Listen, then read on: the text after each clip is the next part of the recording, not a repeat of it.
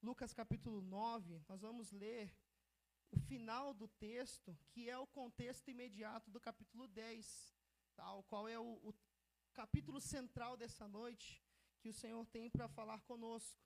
E pensando, pastor Ricardo, num tema, né, para deixar temático, mais didático, para que as pessoas absorvam melhor, o Senhor colocou no meu coração 3 palavras: envio, diga envio, constância e busca. Envio, constância e busca. É isso que o Senhor quer ministrar aos nossos corações hoje. O Senhor quer te enviar hoje. O Senhor quer te equipá-lo hoje. E acho que eu já expliquei uma vez aqui o que significa essa palavra, né?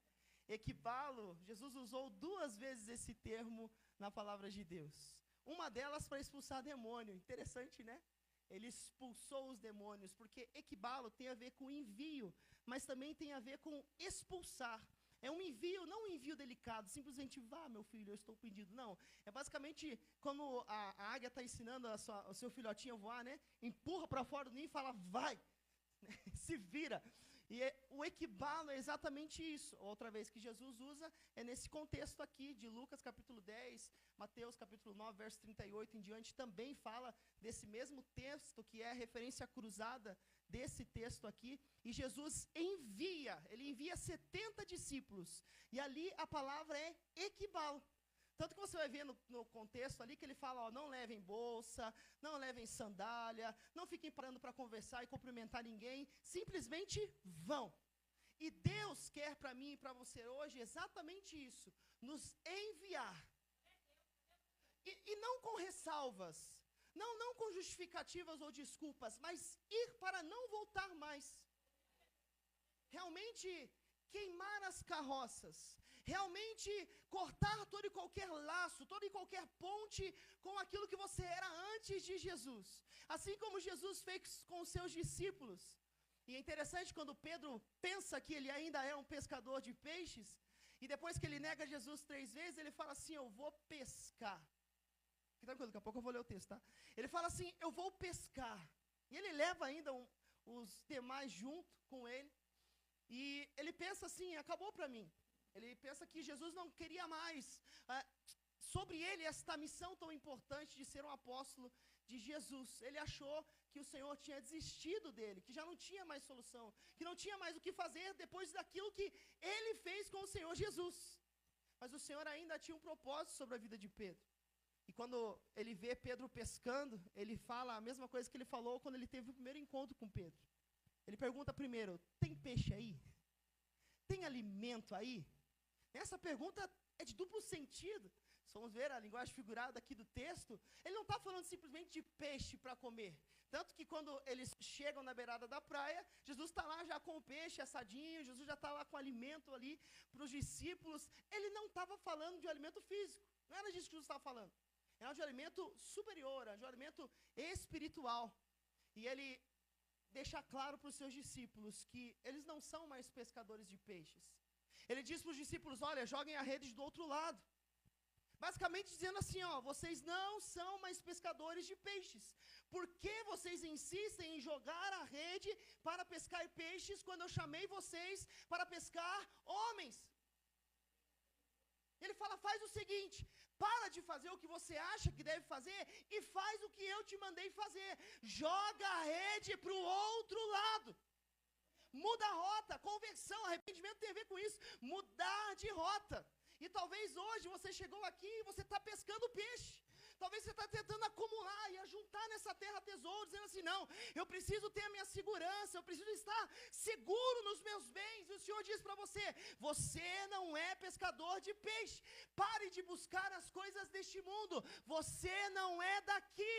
Você está de passagem. A sua pátria é superior à pátria que nós vivemos. Hebreus capítulo 11 fala sobre os heróis da fé, e é tão maravilhoso. E descreve, desde Abraão, e ali vai seguindo pelos heróis da fé. Interessante que o texto fala assim, alguns deles não alcançaram a promessa aqui. Inclusive Moisés viu a terra, mas não entrou nela. Mas o texto deixa bem claro, porém, eles buscavam uma pátria superior. A promessa no qual eles estavam firmados não era a promessa debaixo do sol, não eram as coisas que Deus pode nos entregar aqui, mas era algo muito mais excelente, porque os caminhos do Senhor são maiores que os teus, os pensamentos do Senhor são mais altos do que os teus. E às vezes a gente está correndo atrás, pastor Ricardo, daquilo que Deus não mandou a gente correr.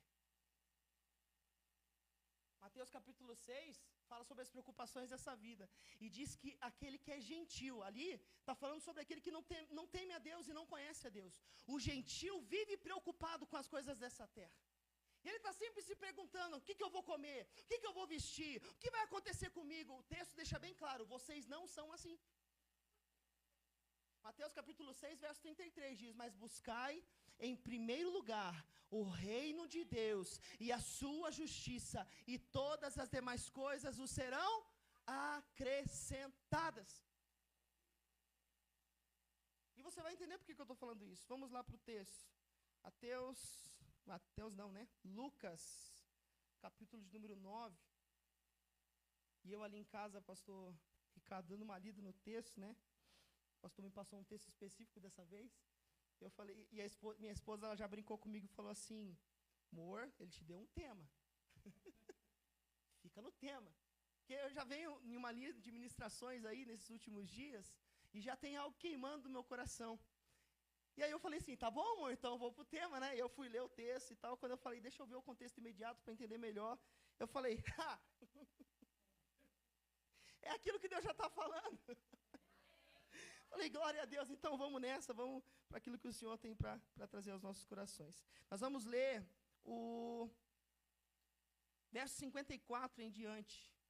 E quando os seus discípulos, Tiago e João, viram isso, eles disseram, Senhor, queres que ordenemos que desça fogo do céu para os consumir, assim como fez Elias? E aqui ele está falando sobre os samaritanos que não queriam receber Jesus.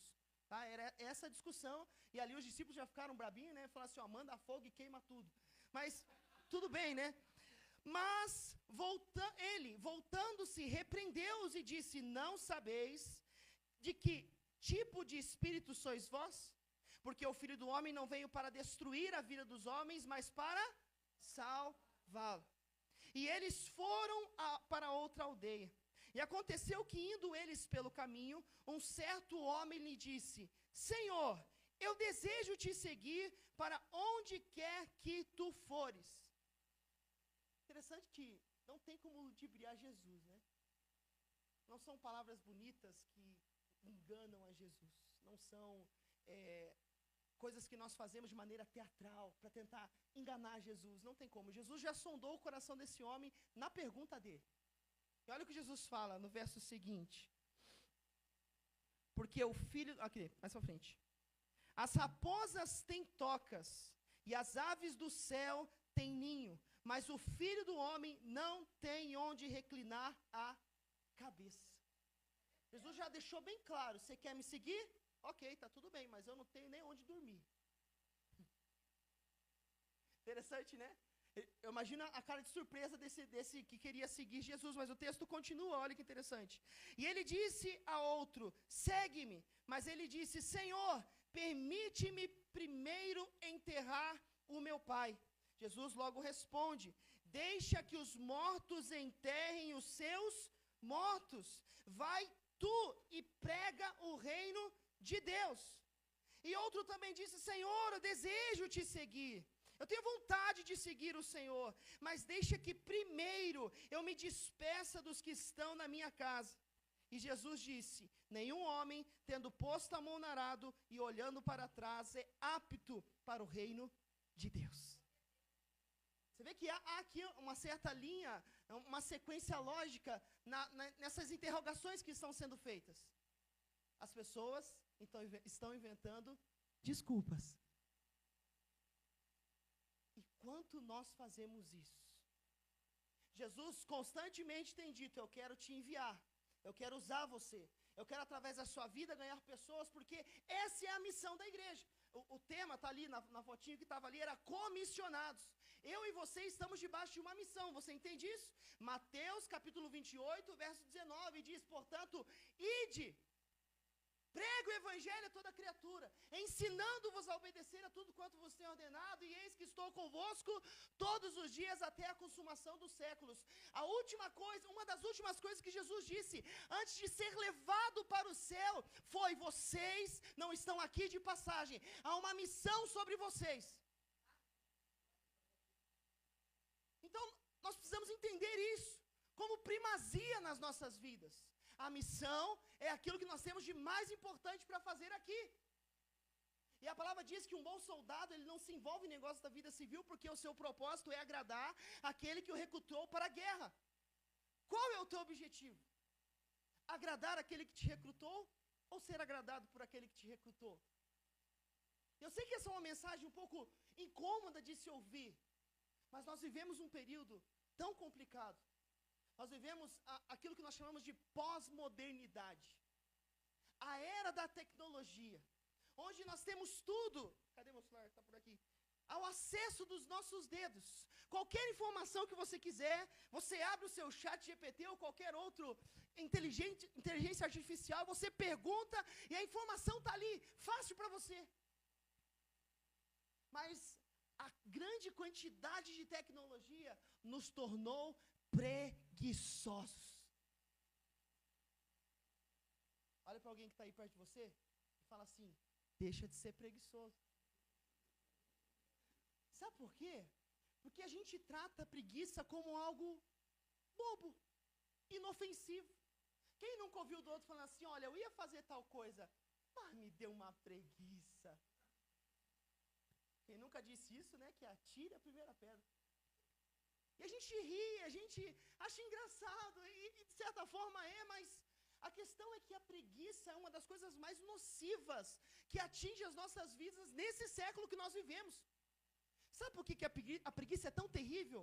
Porque a preguiça massageia os seus ombros enquanto você morre. A preguiça coloca, meu querido, um balde de água quentinha nos seus pés, uma coberta nas suas costas, te coloca sentadinho no sofá, liga a TV para você, enquanto você morre. E o pior, enquanto você morre e pessoas que deveriam ser alcançadas pela tua vida morrem também. E você diz: ah, mas é só uma preguicinha. Não é não. Porque o pecado, ele atingiu a humanidade totalmente. Isso se chama depravação total. E atingiu de uma tal forma que você não precisa fazer nada para que os efeitos do pecado atinjam a sua vida. Basta você sentar no seu sofá e não fazer absolutamente nada. Que as consequências do pecado de Adão, não do irmão Adão ali, de Adão no começo. Não foi você, irmão, não foi você. As consequências do primeiro homem destroem a humanidade quando a humanidade simplesmente está parada. E até quando vamos usar isso como uma justificativa válida? E nós dizemos assim, ó, não é preguiça, é cansaço. Eu ouvi uma frase de um pastor uma vez que eu achei muito interessante. Isso aí você vai guardar no teu coração. Vamos dizer assim, ó, diga assim comigo: preguiça é a busca pelo descanso sem ter trabalhado. É você querer descansar sem ter trabalhado. E aqui eu não estou falando simplesmente do cansaço físico, do trabalho diário que nós temos, e temos que suar mesmo para ganhar o pão de cada dia, mas eu estou falando de um outro trabalho. Do trabalho verdadeiro. Do trabalho que Jesus vai dizer aqui nesse texto no capítulo 10. Rogue ao Senhor da seara que envie mais trabalhadores. Tem trabalhador aqui? Por isso que não faz sentido um cristão que se deixa vencer pela preguiça. Não faz sentido um cristão que não se move, que não se movimenta. Ele quer descansar sem ter trabalhado. Só que deixa eu dizer uma coisa para você, talvez te decepcione, mas o teu descanso não é aqui. Nosso descanso não é aqui, queridos. Enquanto há fôlego em nossos pulmões, faz assim, ó. Puxa esse fôlego aí. Este fôlego não é teu. Não é teu. O Senhor, Ele está te permitindo ter este fôlego, até que você cumpra o seu propósito, até que você combata o bom combate, até que você persevere na fé, até que você lute a luta que está sendo proposta. O fôlego estará em seus pulmões, mas quando acabar a sua missão aqui, Ele te chama pelo nome, porque o viver é Cristo e o morrer é lucro. Nós não moramos aqui, a nossa morada é lá. Não dá para viver pelas coisas deste mundo, querido. Tudo é muito fútil, tudo é muito efêmero, tudo é muito superficial. E o pior é quando nós somos superficiais. E por que muitas pessoas não pregam o evangelho? Porque não tem nada para oferecer. Não tem nada para oferecer. Não conhece a Jesus profundamente. Como vai dizer sobre Jesus? E queridos, para conhecer Jesus não basta vir ao culto. Não basta. Conhecer, a etimologia da palavra é estar dentro. Não tem como eu dizer que conheço Jesus se eu não estou dentro de Jesus. Se eu não estou imerso em Jesus. Não tem como dizer que eu o conheço. Mas para isso eu preciso mergulhar nele. E isso só acontece quando eu tenho uma constância na busca. Veja que eu estou percorrendo pelo tema que eu falei. Envio, constância. E se tem algo que atinge? Vou dizer aqui, 98% dos cristãos é a inconstância. Aí o pastor tem que gastar a sua vida inteira tentando convencer o crente, em vez de sair e pregar o evangelho. Porque ele tem que pregar o evangelho para crente que ainda não se converteu. Meu Deus do céu. Está dentro da igreja, mas o Senhor não está dentro dele. Ele está dentro do templo, ele está dentro dessas portas, mas Jesus ainda não habita o coração dele. A vida dele não foi transformada. Ele ainda é o mesmo de antes. Porque, queridos, quando você tem um encontro pessoal com Jesus, você muda. Você não é mais o mesmo. Os seus sonhos mudam. A sua forma de enxergar o mundo muda. Tudo muda em você. Você não consegue mais correr atrás das coisas dessa vida, pastor Ricardo. Não consegue. Queridos, eu sirvo ao Senhor desde que eu me lembro. Desde que eu me lembro. E eu sempre ouvi, principalmente pelo fato de ser novo. Eu fui consagrado a presbítero com 23 anos. Presbítero significa ancião. Não faz sentido nenhum, né? Mas o Senhor me chamou. E eu sempre ouvi das pessoas: você é muito novo. Vai curtir tua vida. Isso aqui é coisa para a pessoa mais velha. Ser pastor, não, isso é coisa de maluco. Vai viver tua vida. E eu geralmente respondia para as pessoas, sabe o que, pastor Ricardo? Que vida?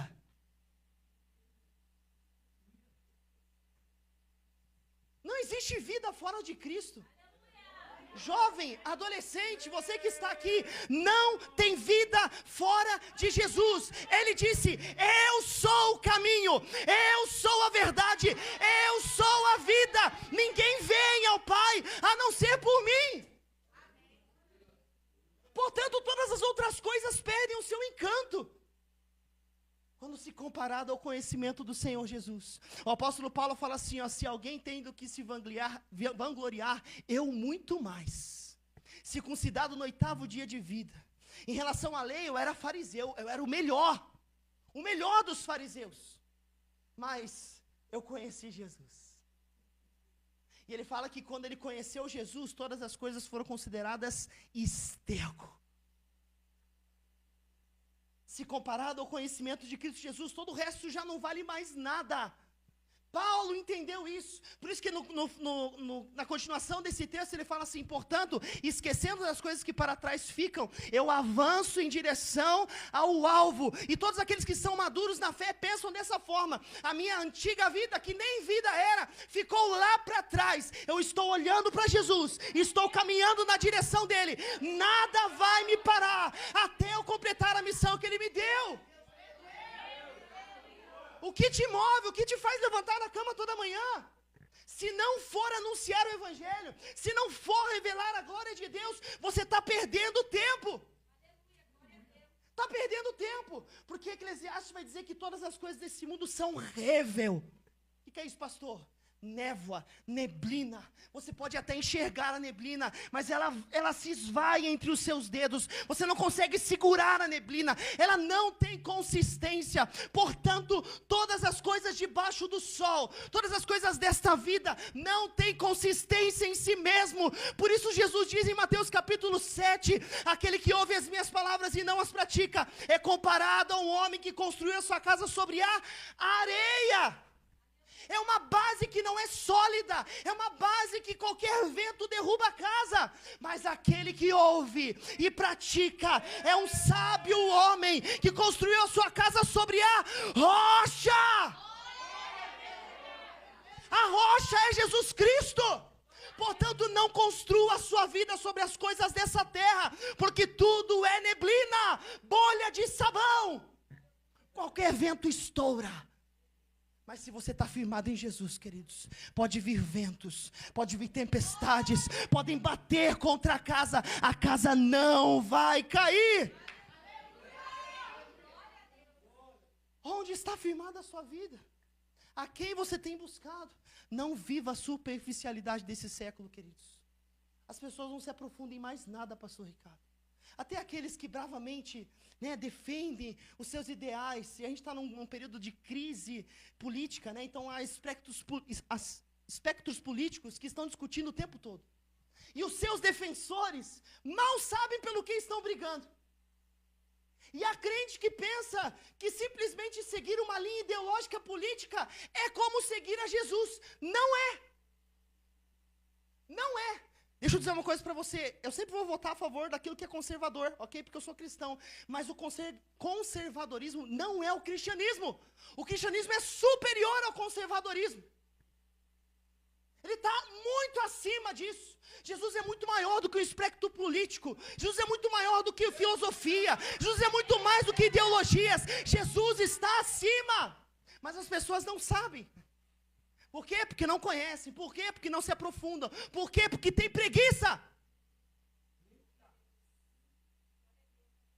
E não se aprofundam em nada. E aí, daí eu volto, eu dou aula para adolescente. Vocês já disseram isso algum dia. O senhor está vendo. Quando o professor chega com uma atividade para você e coloca na mesa assim, a primeira coisa que você vai falar para ele qual que é? Vale nota? Olha, todo mundo já fez isso aqui. Vale, é o que eu mais ouço o tempo todo. Vale nota, vale nota, vale nota. Hã? Imagine, pois é. O jovem só quer fazer o mínimo. Na escola, então, porque pouquíssimos gostam de estudar. Se eu fosse separar na escola que eu dou aula, quantos gostam de estudar, eu acho que não enchia nem um quarto. De 200. Mas é porque está acostumado com aquilo que é superficial.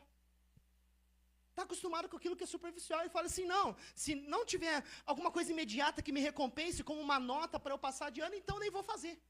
Não entende que a recompensa vai muito além de uma nota no final de um bimestre. Vai muito além disso. O conhecimento que a pessoa adquire na escola. E aqui eu estou só falando de escola. Imagine dentro da igreja. Daqueles que falam assim, eu até tento ler a Bíblia, mas eu não entendo, e daí eu desisto. Superficial. Superficial. E aqui eu trago um exemplo de música. Tem músicos aqui. Eu falo que tem 2 tipos de música. Vamos ver se o Du se encaixa aí, Du? Tem o músico, repita comigo, papagaio. E tem o músico consciente. Sabe qual que é a diferença? O músico papagaio só sabe copiar. Só isso. Então ele vê o vídeo na internet, já fizemos isso, Du? A gente vê o vídeo na internet e fala assim, eu quero tirar tal música. Aí ele vai lá vendo o vídeo daquele que talvez sabe a música e fala assim, eu vou copiar o que ele está fazendo e vou tocar igualzinho. E assim ele faz. Mas se chegar aqui na hora do culto e falar assim, não, eu quero em outro tom, aí já complica. Se não tem o transpose no teclado, aí não tem mais o que fazer. Por quê? Porque ele é um papagaio. Eu não sei se... Não é indireta, tá? Para ninguém. Ele não sabe o que está por trás de um acorde, por exemplo, pastor Ricardo. Ele não sabe a estrutura por trás de um acorde, tônica, terça e quinta, A estrutura, se for um acorde maior, terça maior, se for um acorde menor, terça menor, acorde diminuto, a quinta é diminuto. Ele não sabe o que está por trás. Ele só sabe imitar. E na música, tá tudo bem. Se você chegar aqui e tocar com a banda, e no final vai ser um resultado legal, a igreja vai conseguir louvar, tá tudo certo. Tá tudo certo. Mas na vida isso tem um perigo. Sabe por quê? Porque aqui, você pode copiar alguém que você viu na internet fazendo, Du. E se a pessoa que fez na internet está tocando errado? Como que você vai saber? Não vai. E vai tocar a música a vida inteira daquele jeito. E eu já fiz isso. Eu sou professor de música. Por preguiça mesmo, né? Falar assim, não vou tirar essa música, vou ver alguém tocando e vou fazer igual. Mas depois você chega perto de um músico que é experiente, ele fala assim, você está tocando errado. Você fala, não, mas eu fiz igual aquele. Pois é, ele também estava fazendo errado.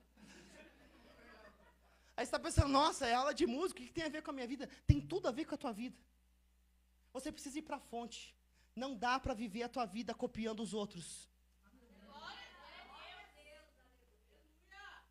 Não, mas eu estou copiando o pastor. Pois é, o pastor também erra. Eu estou copiando aquele irmão, ele é um irmão de oração. Pois é, pecador igual você. E aí você chega lá no céu, nunca foi à fonte. E chega para Deus e fala assim, eu fiz tudo certo, né? Ele, não. Mas eu copiei aquele irmão. Pois é, ele também não fez certo. Ele está atrás de você, é o próximo da fila. E eu sei que é engraçado, porque a gente usa um meio cômico, mas a questão é que isso é muito sério. Você chegar no céu achando que imitou Jesus a vida inteira, mas não era Jesus. E daí você vai ter que ouvir do Pai, eu não vos conheço. Apartem-se de mim, vós que praticais a iniquidade. E talvez diga assim, mas eu não sabia. Mentira! Tem acesso à Bíblia? Sabe ler? Deixa eu ver quantos sabem ler aqui, levanta a mão. Talvez se você não sabe ler, você sabe ouvir, concorda? Talvez, a não ser que você tenha um problema auditivo. Mas se você sabe ouvir, você pode colocar uma Bíblia em áudio, sim ou não? E tem Libras aqui, ainda melhor ainda. Não enxergo, pastor. Tem Libras, você pode colocar aqui, também.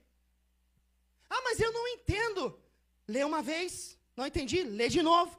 Lê mais uma vez. Lê mais uma vez. Lê mais uma vez. O Espírito Santo vai te revelar acerca da sua palavra. Ele é o mais interessado que você entenda Ele. Mas eu não entendi. Tem pastores aqui para isso. Efésios capítulo 4 fala sobre o pastor mestre. A sua função é equipar o povo para a sua missão. É equipar você para que você cumpra o seu propósito. Não tem desculpa de não sei. Vai para a fonte. Vai para a palavra, querido. Entra no teu quarto, fecha a porta e mergulha nessa palavra. Por que as pessoas são enganadas constantemente, pastor Ricardo? Porque não conhecem o Jesus das Escrituras. E daí qualquer Jesus serve. E daí os pseudo-Jesus, criados pelos homens, à sua imagem e semelhança, estão por aí. Um Jesus do jeitinho que você quer, no formato que cabe no seu bolso, do jeito que agrada o seu ego, o seu desejo, a sua maldade. Tem um Jesus para cada um. Mas nenhum desses Jesus pode te salvar. Somente aquele que desceu esta terra, morreu e ressuscitou ao terceiro dia. Somente esse pode te salvar. Jesus, no sermão escatológico, ele fala acerca disso. Ele fala assim, muitos vão dizer, Jesus está ali. Ali está o Messias. Ali está o Senhor. Quem conhece Jesus sabe quem Ele é e não é enganado. O povo perece por falta de conhecimento. Não dá para ficar simplesmente na barra da saia da pastora, na calça social do pastor Ricardo. Você precisa ir para a fonte, querido. Os cristãos de Bereia ouviam a palavra e eles conferiam no texto. É isso que está falando? Deixa eu ver aqui. É exatamente isso que está falando. E eles não eram enganados. Muitos que se diziam apóstolos, foi descoberto que não eram. E às vezes você está sendo enganado e sorrindo. Fala assim, que bênção, eu estou indo para o céu. Às vezes não está. Dentro da igreja. Sendo um bom religioso. Não faltando um culto. Como você sabe disso, pastor? Mateus capítulo 7. Vão chegar no último dia, vão bater na porta do céu e vão jogar o currículo na frente de Jesus e falar assim, eu fiz tanto no teu nome. Profetizei. Expulsei demônios, eu cantei, eu dei meu dízimo todo mês, eu não falhei um mês sequer. E Jesus vai olhar para eles e vai falar assim, eu não conheço você. Como, pastor? Mas estava dentro da igreja. Pois não conhecia o Senhor da igreja. Conhecer é estar dentro, queridos. Quem conhece a Jesus faz o que Jesus faz. E o que Jesus faz não se resume àquilo que fazemos aqui dentro só, queridos. É muito pouco. Jesus é muito grande para ficar somente em 2 horas de culto por semana. Jesus é muito grande para ficar somente em períodos específicos do culto, pastor. Não dá. E daí vive de campanha. Eu não sou contra a campanha. Quando se entende o propósito de campanha. Sabe qual que é o propósito de campanha? Olha para alguém e fala assim, ser didático. É te ensinar. Sabe por quê?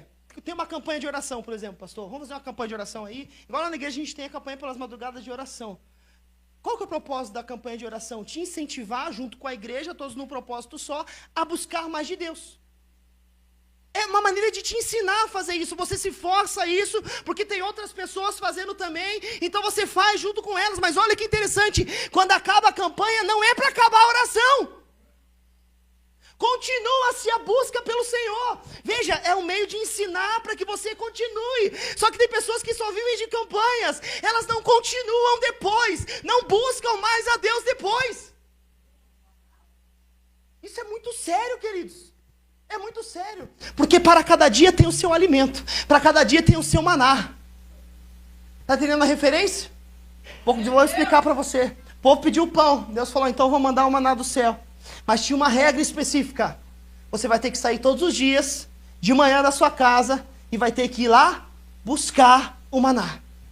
Veja que não dá para ficar parado esperando, não dá para sentar no sofá com a preguiça e falar assim, não, o maná vai vir até mim. Não, você tem que se mexer, tem que se levantar. Lembra que eu falei na hora da administração? Quem tem fome e sede, busca. Quem tem sede da presença, busca. Você tem que se mexer, tem que fazer a tua parte. Mas tinha lá os malandros.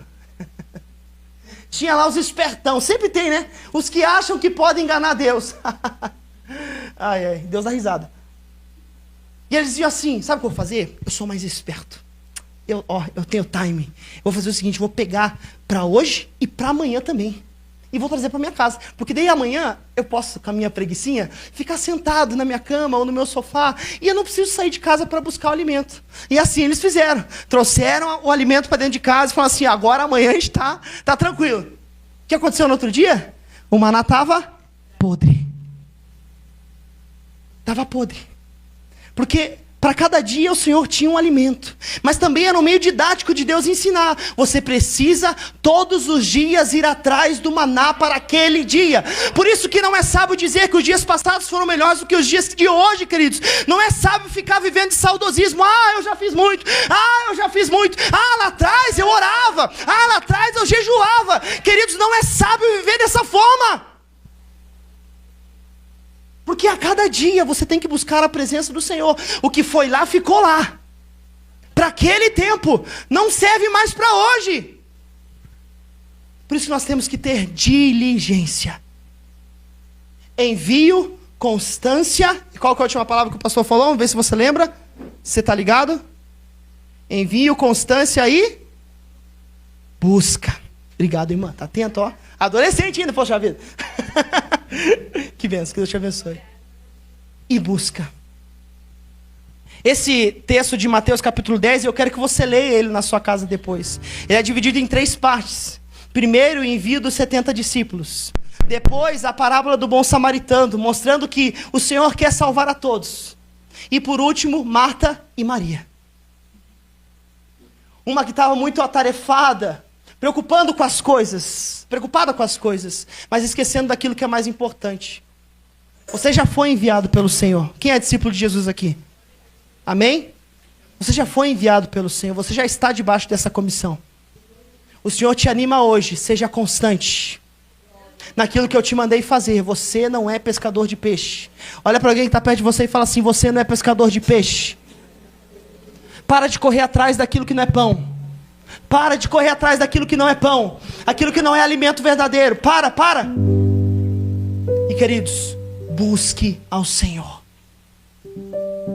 O que vai te dar força para aguentar essa batalha até o fim, porque é uma guerra. Não é um passeio, não é a Disney, não é Beto Carreiro, é uma guerra. E soldado desatento na guerra morre. A única maneira de você conseguir estar firme até o fim, pastor Ricardo, é a busca. Aleluia. é nunca se esquecer daquilo que é mais importante. Porque a gente esquece fácil. E aqui está falando um pastor com vocês. Não é pastores, tem pastores aqui. A gente também se esquece, né?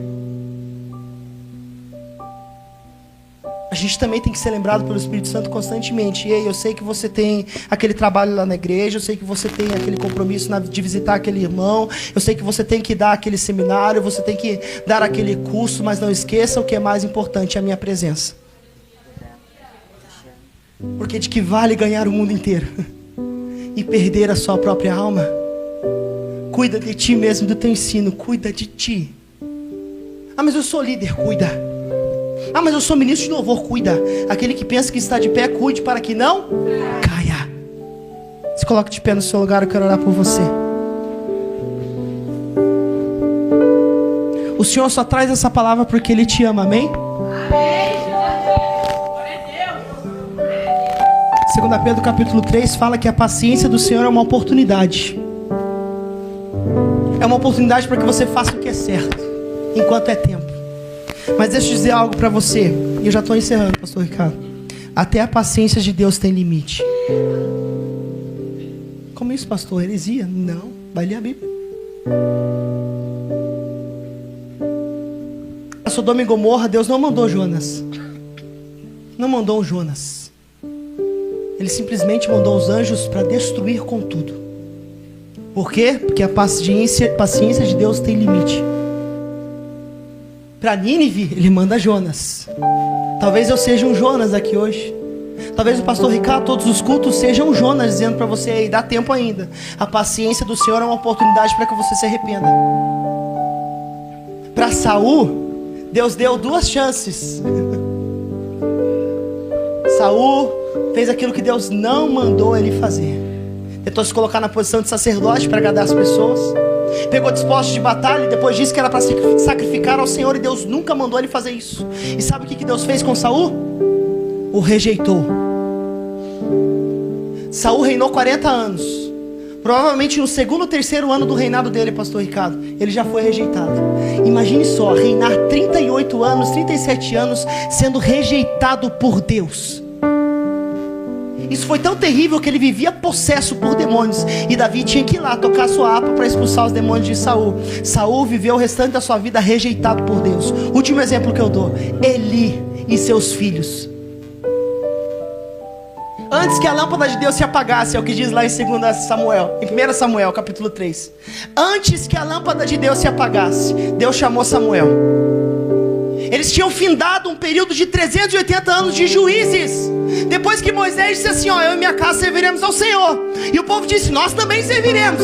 Mas Josué morre. E o povo se desvia dos caminhos do Senhor. E daí vem uma série de inconstâncias por parte do povo, onde eles pecavam, sofriam a consequência, se arrependiam e voltavam para Deus. E o Senhor libertava eles. Eles pecavam de novo e assim iam. Esta vida inconstante que Deus não quer para você. Termina o período de juízes e o Senhor chama então Samuel. E a primeira palavra que ele dá para Samuel é sobre o seu senhor, Eli. E interessante que quando no outro dia Eli chega para falar com Samuel, fala assim, aí, o que Deus falou lá? Eu imagino que Samuel falando assim, ó, tu não vai querer ouvir? Tem certeza que você quer ouvir mesmo o que Deus falou? Não, Deus falou, eu quero ouvir. Pois é, acabou para você. Deus já te rejeitou. Nem você, nem teus filhos, nem a tua casa nunca mais servirá na presença de Deus. O que aconteceu depois? Eli e seus filhos morreram. Queridos, uma palavra dessa dura é Deus dizendo, eu te amo e ainda não desisti de você. Porque se minha paciência tivesse acabado, nem aqui você estava mais. Nem aqui você estava mais. Se você está aqui é porque o Senhor tem misericórdia sobre a tua vida. E Ele tem algo para fazer na sua vida. Ele te chama, vem pescar homens, vem fazer a minha vontade, enquanto é dia, enquanto você tem oportunidade, porque eu estou às portas. Aleluia. Vamos orar? Deus querido e santo, somos gratos a Ti. A tua palavra, Senhor Pai, é como uma espada de 2 gumes. Ela traz vida, ela traz morte. Morte para o nosso eu, morte para os nossos desejos, para a nossa vontade, mas vivifica o nosso espírito, Senhor. A tua palavra diz que assim como a chuva